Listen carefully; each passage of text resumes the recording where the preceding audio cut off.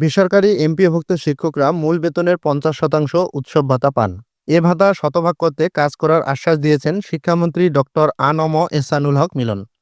বৃহস্পতিবার শিক্ষা মন্ত্রণালয়ের সম্মেলন কক্ষে বিভিন্ন সাংবাদিকদের সাথে আলাপকালে তিনি এই আশ্বাস দেন। সাংবাদিকের পক্ষ থেকে শিক্ষামন্ত্রীর কাছে জানতে চাওয়া হয়, সরকারি চাকরিজীবীরা মূল বেতনের শতভাগ উৎসব ভাতা পেলেও বেসরকারি শিক্ষকরা সেটা পান না। এ বিষয়টি নিয়ে আপনি কাজ করবেন কিনা?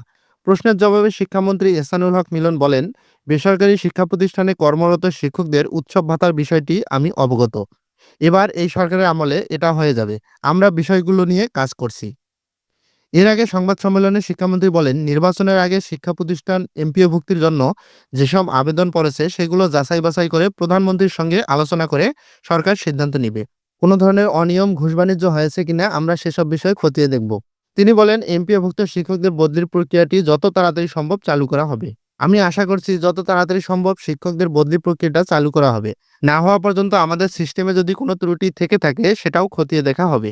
এ সময় শিক্ষামন্ত্রী শিক্ষকদের বেতন নিয়ে বলেন, শিক্ষকদের বেতন দেরিতে হলে বিষয়টি পর্যবেক্ষণ করা হবে এবং তা ত্বরান্বিত করার ব্যবস্থা নেওয়া হবে। দেওয়ার ব্যবস্থা ছিল, কেন হলো না? কোনো মাসে যদি বিশেষ কোনো কারণ থেকে থাকে সেটিও আমরা খতিয়ে দেখব।